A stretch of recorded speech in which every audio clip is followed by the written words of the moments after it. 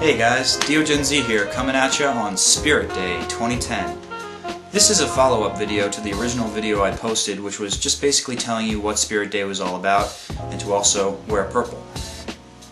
On today's video though, I want to try and help you guys out a bit more, because Spirit Day all came about because of an unnecessary death, and not just 6 unnecessary deaths, but all the countless deaths that haven't even been recognized by homosexuals committing suicide due to bullying.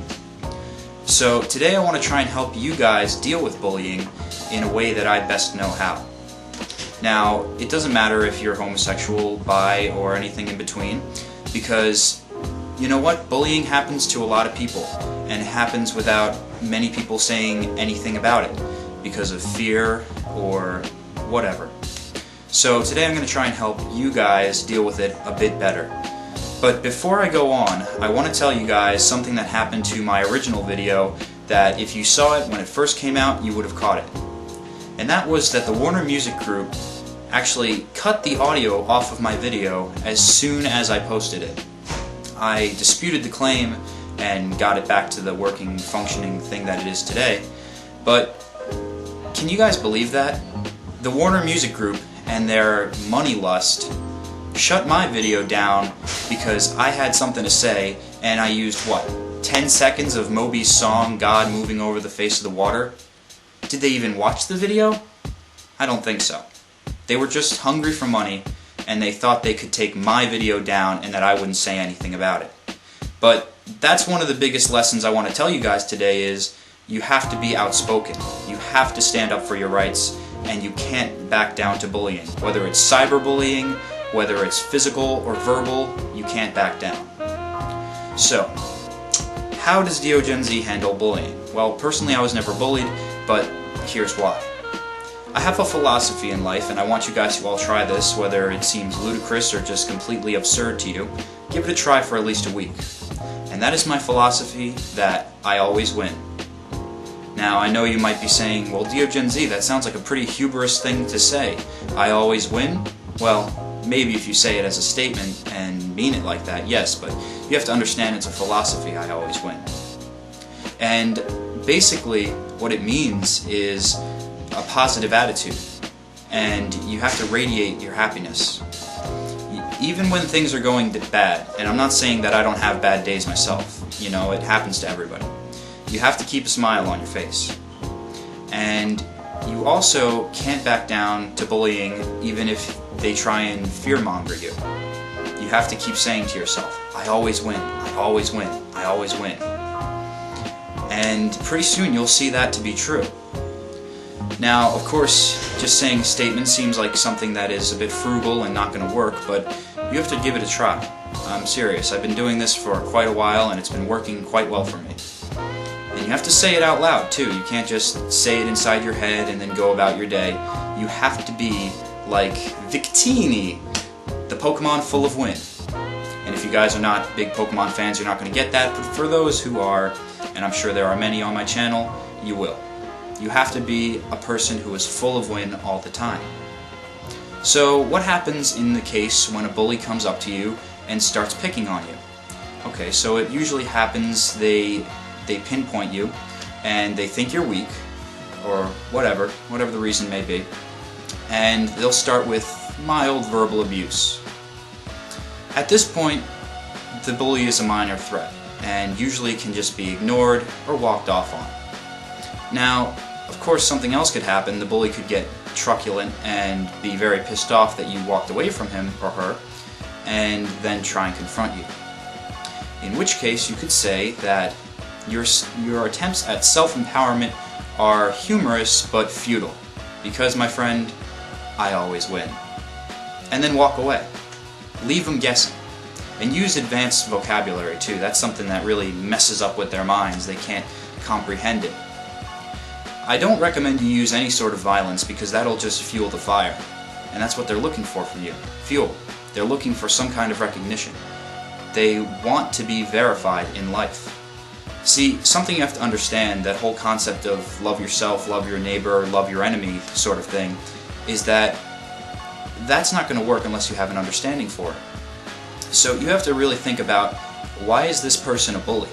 What has happened to this person to make them this way?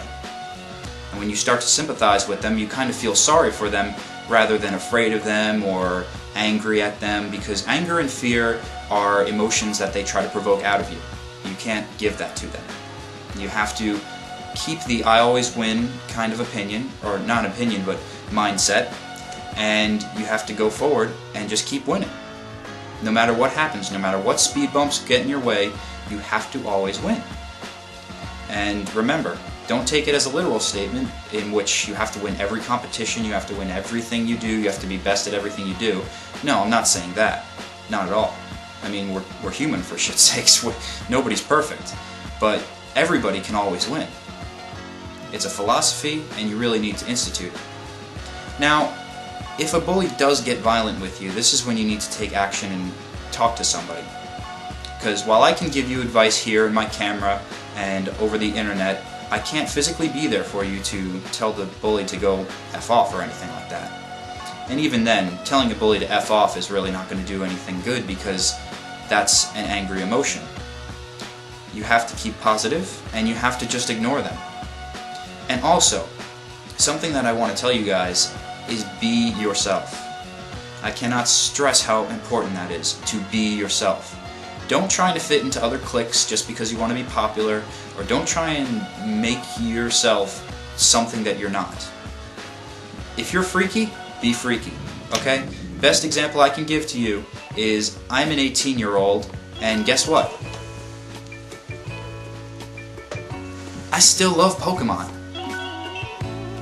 I have no problems admitting that, and you shouldn't either.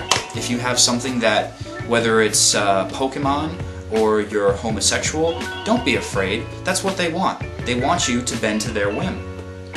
The more and more you're resistant to that, and the more and more spontaneous and fun-loving you are, the less and less you'll be picked on, because they see you as such a bright spirit that they can't actually take you down. And that's what you want. You want to be untouchable. The thought and the philosophy, I always win, creates kind of a sphere around you, kind of an aura that people will feed off of. And then you'll start to make real friends and not have to worry about bullies trying to bend you to their whim. So take this advice. Please let me know if this helps, in the comment section, or if you don't want to talk about you or a friend being bullied, you can certainly send me a PM or anything like that. I do read them all. And, let me know how this works for you. Because remember, I and you will always win. Okay guys, I'm DeoGenZ, I love you, and I hope you guys can institute the I always win philosophy in your life. Peace. The world is like a ride at an amusement park, and when you choose to go on it, you think it's real, because that's how powerful our minds are. And the ride goes up and down and round and round. It has thrills and chills, and it's very brightly colored, and it's very loud, and it's fun for a while. Some people have been on the ride for a long time, and they begin to question, is this real, or is this just a ride? And other people have remembered, and they come back to us, and they say, hey, don't worry, don't be afraid, ever, because this is just a ride, and we kill those people. Shut him up. We have a lot invested in this ride. Shut him up. Look at my furrows of worry. Look at my big bank account and my family. This has to be real. It's just a ride. But we always kill those good guys who try and tell us that. You ever notice that? And let the demons run amok? But it doesn't matter, because it's just a ride. We can change it anytime we want.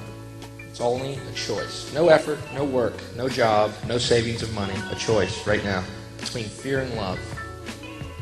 The eyes of fear want you to put bigger locks on your door, buy guns, close yourself off. The eyes of love instead see all of us as one. Here's what we can do to change the world right now to a better ride. Take all that money we spend on weapons and defense each year and instead spend it feeding, clothing, and educating the poor of the world, which it would many times over, not one human being excluded, and we can explore space together, both inner and outer, forever in peace. Thank you very much. You've been great. I hope you enjoyed it.